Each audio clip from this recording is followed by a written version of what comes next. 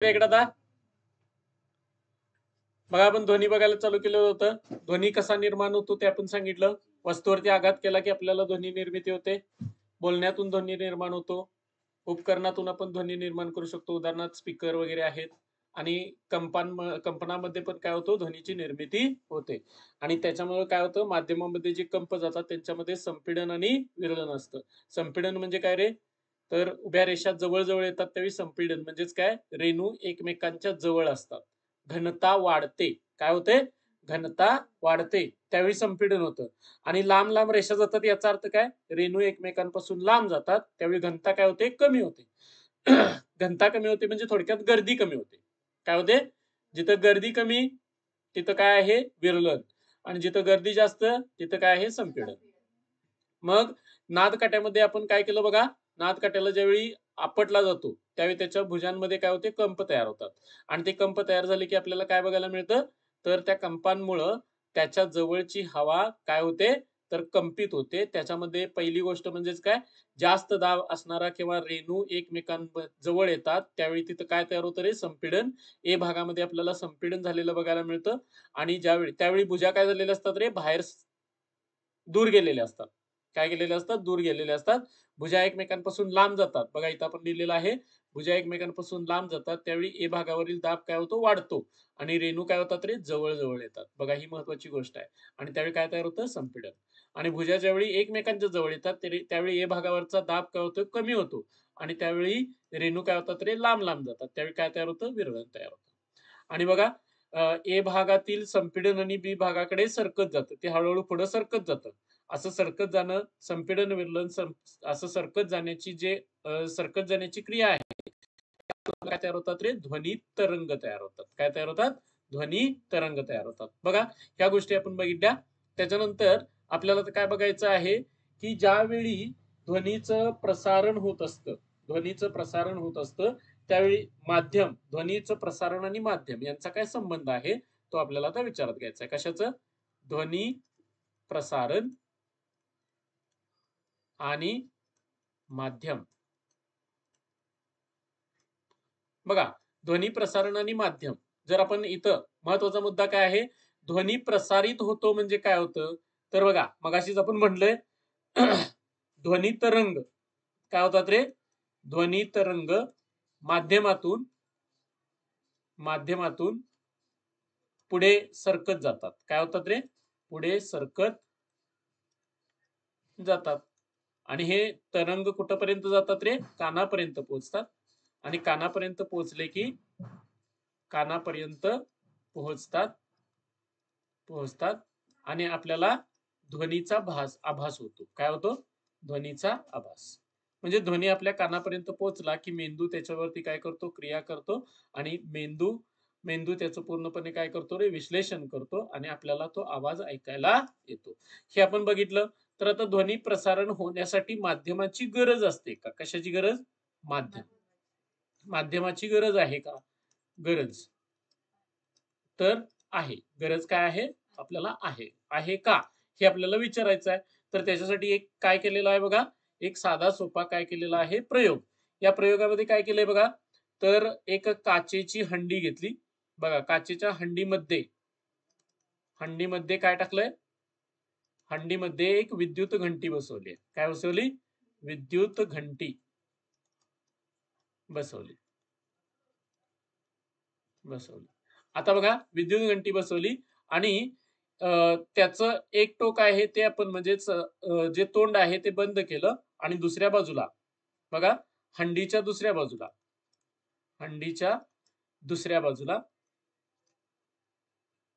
बाजूला काय जोडलाय, निर्वात पंप जोडलाय. निर्वात पंप जोडला.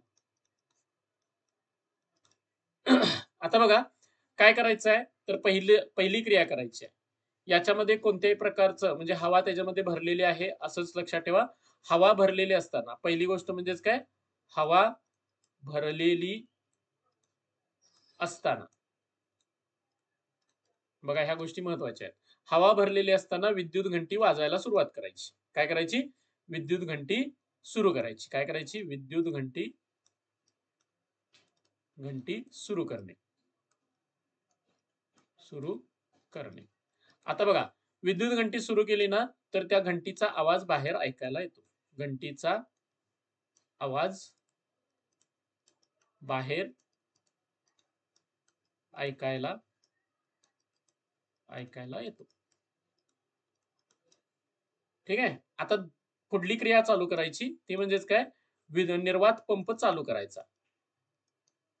काय करायचं, निर्वात पंप सुरू करणे. आता निर्वात पंप सुरू केला की काय होतं रे, ह्यातली हवा हळूहळू कमी व्हायला चालू होते. कशातली, हंडीतील हवा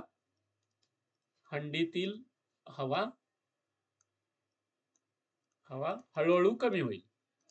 हळूहळू कमी होते. आता बघा, हळूहळू जशी हवा कमी होत जाते ना तशी विद्युत घंटीचा आवाज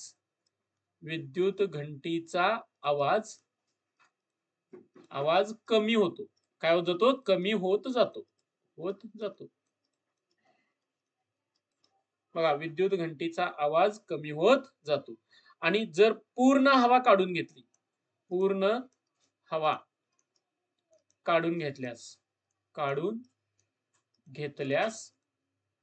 घेतल्यास काय होते बघा, पूर्ण हवा काढून घेतल्यानंतर विद्युत घंटीचा आवाज बंद होतो. जरी ती चालू असली तरी विद्युत घंटीचा आवाज येत नाही. घंटीचा आवाज येत नाही. याचा अर्थ काय झाला तर बघा, याच्यामध्ये ज्यावेळी हवा भरलेली होती त्यावेळी विद्युत घंटीचा आवाज तुम्हाला मस्त ऐकायला येत होता. जसजशी हवा कमी व्हायला लागली तशी विद्युत घंटीचा आवाज हळूहळू काय व्हायला लागला, कमी व्हायला लागला. यातली सगळी हवा काढून घेतली तर विद्युत घंटीचा आवाज, चालू असलेल्या विद्युत घंटीचा आवाज सुद्धा आपल्याला येत नाही. आणि याला कारण काय असतं तर लक्षात ठेवायचं, विद्युत घंटीचा आवाज म्हणजे ध्वनी तरंग जाण्यासाठी इथं काय नसतंय, माध्यम शिल्लक नसते. आता माध्यम शिल्लक नसते म्हणजे कोण नसते रे, हवा नसते. आणि हवा नसल्यामुळं त्या विद्युत घंटीचा आवाज आपल्यापर्यंत पोहोचू शकत नाही. म्हणून ह्या प्रयोगावरून आपल्याला काय लक्षात येतं तर ध्वनी प्रसारणासाठी कशाची गरज असते, माध्यमाची आवश्यकता असते. मग ते माध्यम कोणतं असू शकतं, स्थायू माध्यम असू शकतं, द्रव माध्यम असू शकतं किंवा वायू माध्यम असू शकतं. बघा, ध्वनी तरंग पाठवण्यासाठी आपल्याला स्थायू माध्यम, द्रव माध्यम, वायू माध्यमाचा वापर करता येतो. आणि त्यानुसार बघा, इथं जर हवा नसेल तर आपल्यापर्यंत काय पोहोचणार नाही, त्यांचा आवाज पोहोचणार नाही. ह्या प्रयोगावरून आपल्याला काय लक्षात येतं तर लक्षात ठेवायचं की विद्युत ध्वनीच्या प्रसारणासाठी कशाची गरज असते तर माध्यमाची गरज असते. म्हणून बघा, याच्यावरून आपल्याला काय लक्षात येतं तर, म्हणून बघा, चंद्रावरती कोणतंही माध्यम नाही. चंद्रावर कोणतेही माध्यम नाही. आणि चंद्रावरती कोणतेही माध्यम नसल्यामुळं अंतराळवीर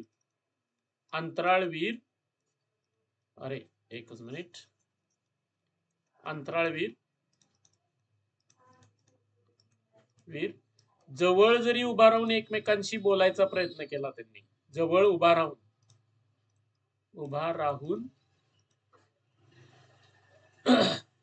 बोलण्याचा प्रयत्न केला, बोललेत असं म्हणूया आपण, बोलले तरी त्यांना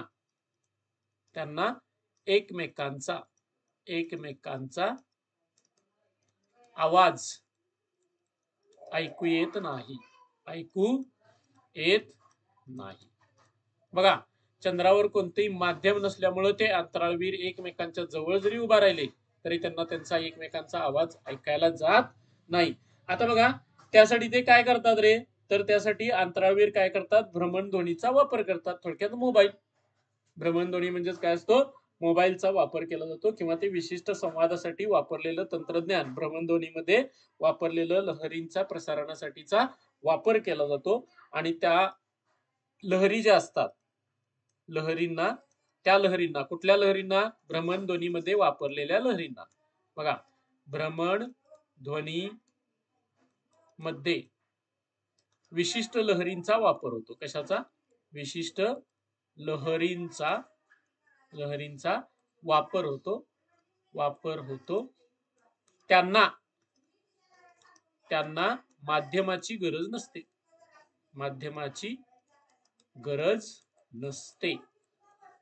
बघा, इथं महत्वाचा मुद्दा काय? त्यांना माध्यमाची गरज नसते. अशा पद्धतीचं आपल्याला काय बघायला मिळतं? चंद्रावरती माध्यम नसल्यामुळं जवळ उभा राहिलं तरी एकमेकांचा आवाज ऐकायला जात नाही. आणि त्यामुळे लक्षात ठेवायचं की तिथं काय केला जातो? भ्रमणध्वनीचा वापर केला जातो. आणि या भ्रमणध्वनीमध्ये विशिष्ट लहरींचा काय केला जातो? वापर केला जातो. त्यांना माध्यमाची काय नसते? गरज नसते. बघा, त्याच्यानंतर आपल्याला ध्वनी तरंगांची वारंवारिताचा विचार करायचा आहे. आता ध्वनी तरंगांची वारंवारिता आपल्याला इथं काय विचारात घ्यायचं आहे? ध्वनी तरंगांची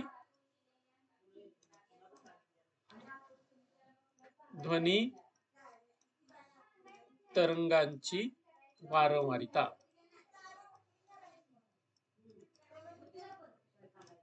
ध्वनी तरंगांची वारंवारिता विचारात घ्यायची. तर याच्यामध्ये आपल्याला लक्षात ठेवा की पूर्णपणे जर तुम्ही ज्यावेळी ध्वनी प्रसारित होत असतात, तर ध्वनी प्रसारित होत असताना जर आपण कशाचा वापर केला, म्हणजे जर पूर्ण सगळ्या गोष्टी बघितल्या, तर इथं काय दिसून येते बघा रे? हा भाग जर तुम्ही बघितला, ह्या भागामध्ये काय झालेत रे? मूलद्रव्य किंवा रेणू काय झालेत रे? एकत्र झालेले आहेत. मूलद्रव्य किंवा रेणू काय झालेत? एकत्र झालेले आहेत. ह्या भागामध्ये काय झालंय बघा? एकमेकांपासून लांब झालेत. परत ह्या भागामध्ये काय झालंय बघा? जवळ आले. परत ह्या भागामध्ये काय झालंय? लांब गेलेले आहेत. या भागामध्ये काय झालंय? जवळ आलेत. या भागामध्ये काय झालंय? लांब. परत इथं काय झालंय? जवळ. इथं काय होतील? लांब गेलेले असतील. तर आता बघा, जिथं रेणू एकमेकांच्या जवळ आलेत, याचा अर्थ काय रे? त्यांची घनता जास्त झाली. काय झाली? घनता जास्त झाली. घनता जास्त. आणि रेणूंची घनता जर जास्त असेल, रेणू घनता जास्त असेल, तर त्यावेळी तिथं काय तयार होतं? संपीडन होतं. काय मिळतं आपल्याला? संपीडन होतं. बघा, रेणूंची घनता जर जास्त असेल तर संपीडन होतं. आणि रेणूंची घनता इथं काय झाली बघा रे? कमी झाली. घनता काय झाली? घनता कमी. आता घनता कमी असेल तर तिथं काय होतं? विरलन. काय होतं? विरलन. आता बघा, घनता कमी म्हणजे रेणू एकमेकांपासून लांब असतात, म्हणून त्याला आपण काय म्हणतो? विरलन म्हणतो. रेणूंची घनता जास्त म्हणजे काय? रेणू एकमेकांच्या जास्त जवळ असतात. असं बघा, एक संपीडन मग विरलन, एक संपीडन एक विरलन, एक संपीडन एक विरलन, एक संपीडन एक विरलन, असं आपल्याला बघायला मिळतं. विरलन आणि संपीडन हे काय करतात रे? तर एकमेकांच्या नंतर म्हणजेच आलटून पालटून येतात. कसे येतात रे? आलटून पालटून. बघा, संपीडन आणि विरलन, इथं मी काय म्हणतो? संपीडन विरलन आलटून पालटून येतात. आलटून पालटून येतात. आता बघा, आलटून पालटून येत असताना एक संपीडन आणि एक विरलन यांची मिळून, बघा, यांचा मिळून एक ध्वनी तरंग होतो. काय तयार होतो? एक ध्वनी तरंग तयार होतो. बघा, एक संपीडन आणि एक विरलन एकत्र येऊन काय तयार होतं? एक ध्वनी तरंग तयार होतो. आता हे ध्वनी तरंग निर्माण झाले. हे निर्माण झालेले ध्वनी तरंग काय करत असतात रे? तर माध्यमातून प्रसरण होत असतात किंवा प्रसार होत असतो.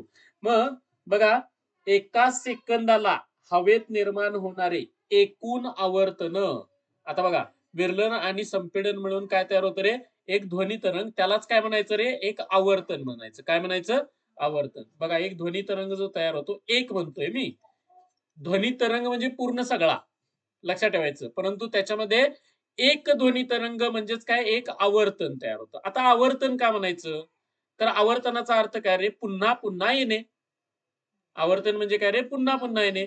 मला सांगा, संपीडन विरलन हे एक झालं, त्याच्यानंतर ते परत येते ना, संपीडन आणि विरलन, परत येते संपीडन आणि विरलन, परत येते संपीडन आणि विरलन. अर्थ काय झाला याचा? तर हे पुन्हा पुन्हा येत जातं, त्यालाच आपण काय म्हणतो रे? आवर्तन. आणि म्हणून बघा, एक संपीडन आणि एक विरलन मिळून तयार होतं ते काय असतंय? आवर्तन. आणि अशी आवर्तन एका सेकंदाला किती जातात बघा. एका सेकंदाला सेकंदाला तयार होणारी आवर्तने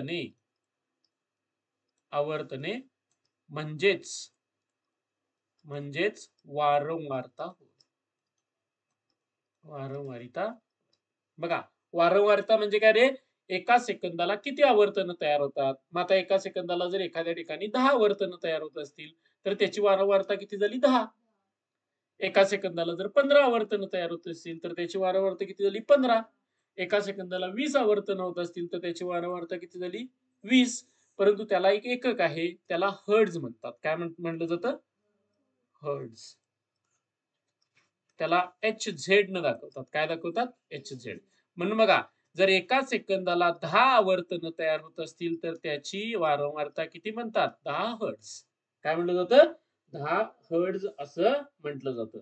बघा, या पद्धतीनं जर म्हणजेच एखादा आपण नादकाटा घेतला, त्या नादकाट्यापासून जर 512 आवर्तन तयार होत असतील तर तिथं ध्वनीची वारंवारता किती असणार आहे रे, 512. म्हणजे त्या नादकाट्याची आपल्याला काय म्हणतो आपण, वारंवारता किती असणार आहे, 512 हर्ट्झ. किती असणार आहे, 512 हर्ट्झ. म्हणजे बघा, एक सेकंदाला हवेमध्ये निर्माण होणारी जी आवर्तनाची संख्या आहे, एकूण आवर्तन आहे, त्यालाच आपण काय म्हणतो, तर वारंवारिता असं म्हणतो. यालाच आपण ध्वनी तरंगाची काय म्हणतो, वारंवारिता म्हणतो. ही वारंवारिता प्रत्येक ठिकाणी बदलता येते. आणि मग ह्याच्यावरती एक प्रयोग आपल्याला बघायला मिळतो. तो प्रयोग म्हणजेच काय, तर भांडी, समान आकाराची भांडी घ्यायची. म्हणजे हे एक भांड झालं, दुसरं भांड झालं, समान आकाराचे. आता इथं थोडेसे आकार वेगवेगळे दिसतील तुम्हाला, परंतु आपण काय करूया, एकच मिनिट हा.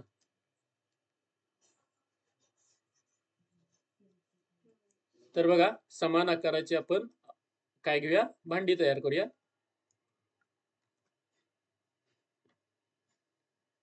बघा, दुसरं भांड तयार झालं, हे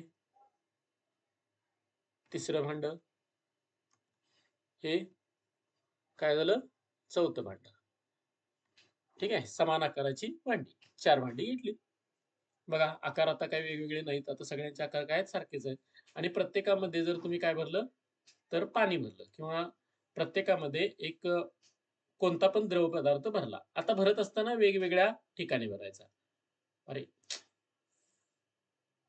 एकच मिनिट. हा, भरत असताना काय करायचं, बघा, मी पहिल्या भांड्यामध्ये एवढा भरला, दुसऱ्या भांड्यामध्ये एवढा भरला, तिसऱ्या भांड्यामध्ये इथपर्यंत भरला, चौथ्या भांड्यामध्ये इथपर्यंत भरला. आता याच्यावरती तुम्ही जर काय केले, आघात केले, तर याच्यामधून तुम्हाला वेगवेगळे ध्वनी तरंग ऐकायला येतात. त्यांचा आवाज वेगवेगळा असतो. म्हणजे ह्याचा प्रत्येकाचा ध्वनी जो असतो तो ध्वनी कसा असतो, वेगवेगळा. ध्वनी वेगवेगळा, अरे वेगवेगळा असतो. आता वेगवेगळा असतो कारण काय, तर लक्षात ठेवायचं, इथं जे हवा असते, इथली हवा असेल, इथली हवा असेल, इथली हवा असेल, इथली हवा असेल. बघा, इथली हवा जास्त आहे, इथली हवा त्याच्यापेक्षा जास्त आहे, इथली हवा कमी आहे, इथली तर हवा एकदमच कमी आहे. त्यामुळे प्रत्येकामधून निघणारे जे ध्वनी असतात ते वेगवेगळ्या वारंवारितेचे असतात. कसले असतात रे, वेगवेगळ्या वारंवारितेचे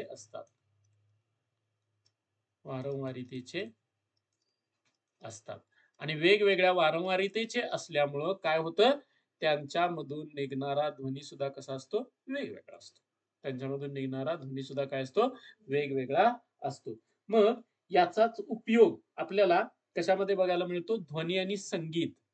संगीतामध्ये आपल्याला काय बघायला मिळतं, तर लक्षात ठेवायचं, वेगवेगळे स्वर निर्मिती संगीतामध्ये काय केली जाते, स्वर निर्मिती केली जाते.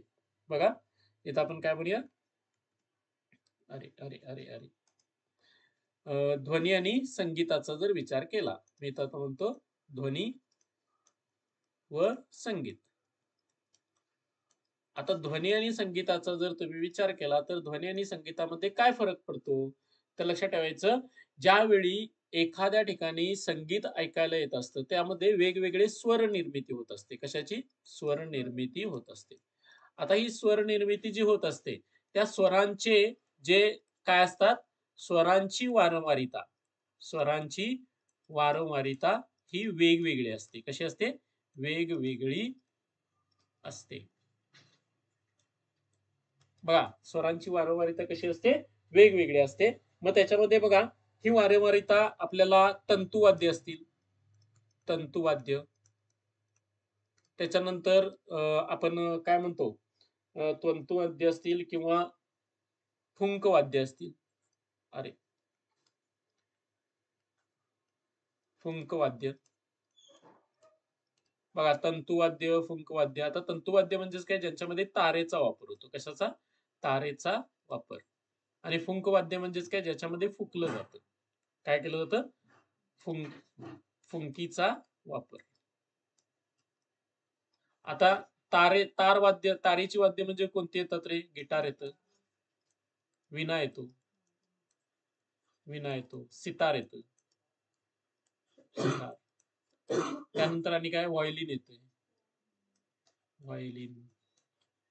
अशी वेगवेगळी वाद्य येतात. त्यानंतर फुंकवाद्य आपल्याला बासरी येतं, बासरी. त्यानंतर माउथ ऑर्गन येतं, माउथ ऑर्गन, सनई, पिप्पी. ओके, आपली साधे पिप्पी पण काय आहे? तर आपलं कसलं वाद्य आहे? तर थोडक्यात आपण फुंक वाद्य आहे. बासरी आहे, त्याच्यानंतर सनई आहे, त्यानंतर आपण पिप्पी म्हणतो, पिप्पी. तर ही जी वाद्य आहेत ही काय म्हणतात आपल्याला? फुंक वाद्य. आता लक्षात ठेवायचं, याच्यामध्ये तंतुवाद्यामध्ये काय केलं जातं आणि फुंक वाद्यामध्ये काय केलं जातं त्यानुसार आपल्याला बघा याच्यामध्ये काय बघायला मिळतं की वेगवेगळी काय मिळते? वारंवारिता बघायला मिळते. आता तंतुवाद्यामध्ये आपण जर विचारात घेतलं तर तंतुवाद्यामध्ये आपल्याला महत्वाचा मुद्दा येतो की त्याच्यामधली तार बदलली, म्हणजे काय केले जाते? तारेची. बघा, तंतुवाद्यामध्ये तंतुवाद्यामध्ये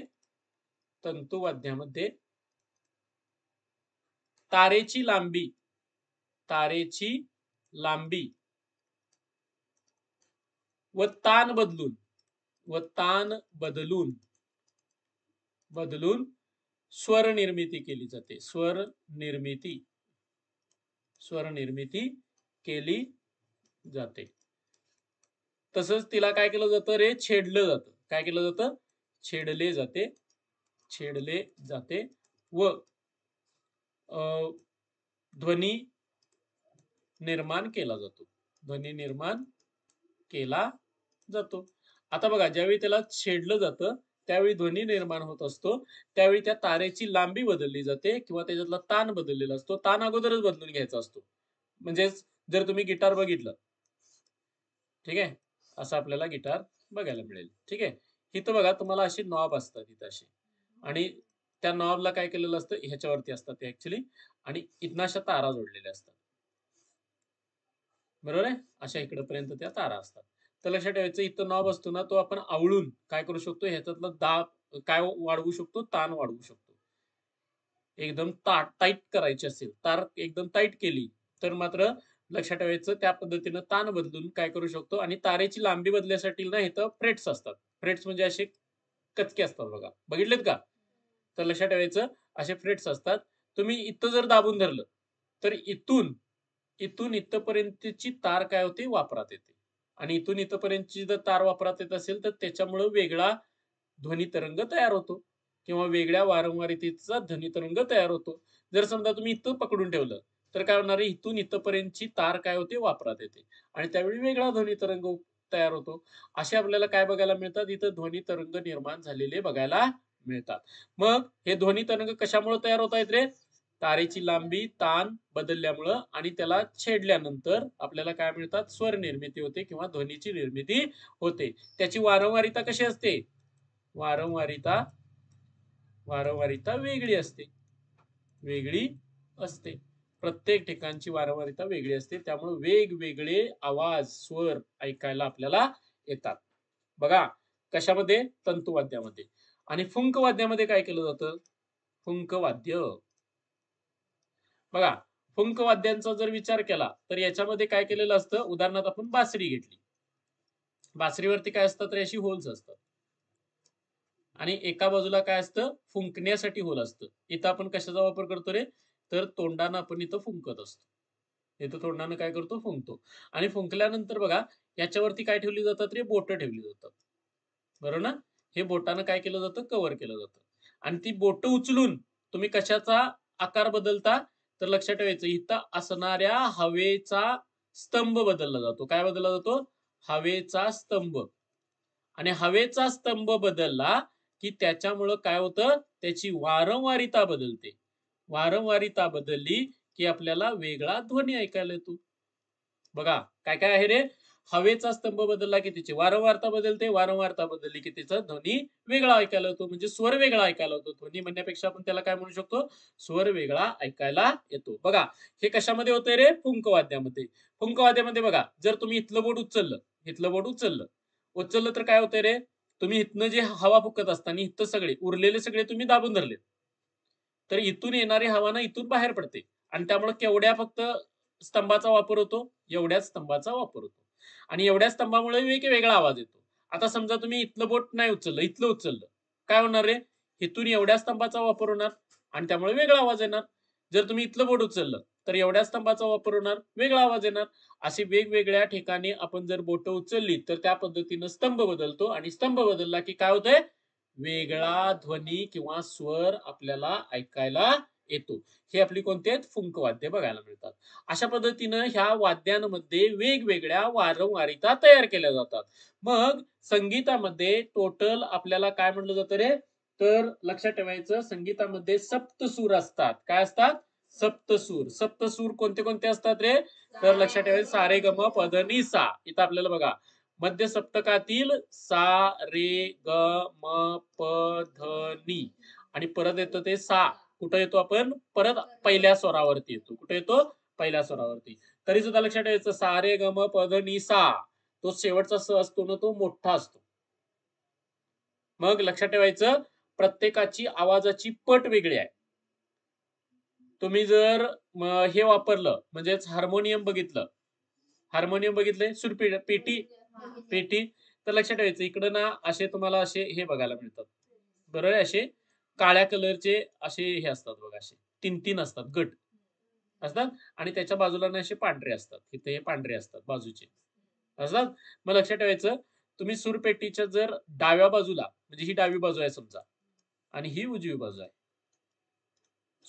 पेटीच्या जर डाव्या बाजूचे जर तुम्ही कधी बटन दाबून बघितलीत, सूरपेटीच्या डाव्या बाजूची जर बटन दाबून बघितलीत, तुम्हाला आवाज ना एकदम छोटा येतो आणि इकडला आवाज असतो ना असा मोठा आवाज येतो.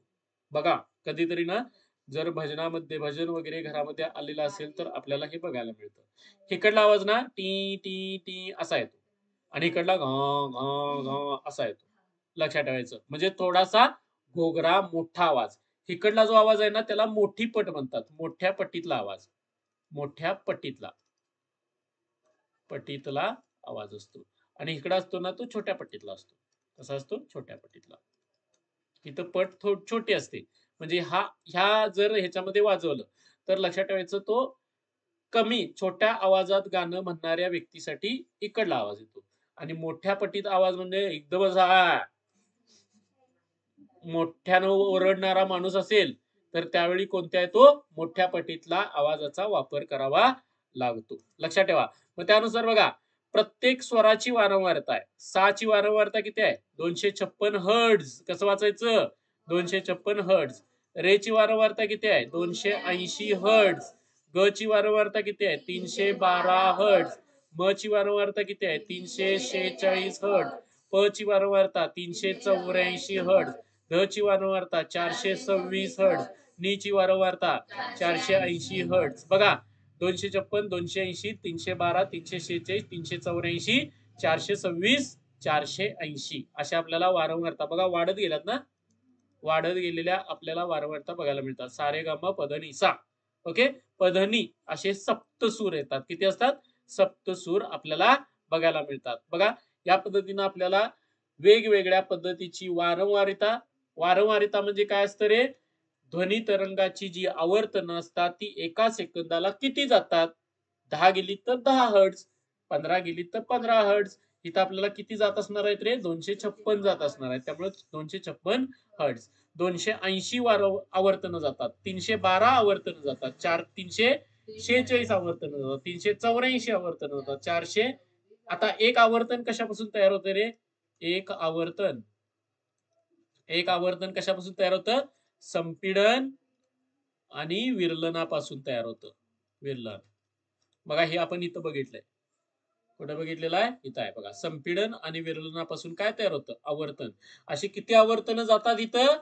इथं जातात 256, इथं 280, 312, 346, 384, 426 आणि 480. याच्यावरती प्रश्न विचारला जातो. सा रे ग म प ध नी.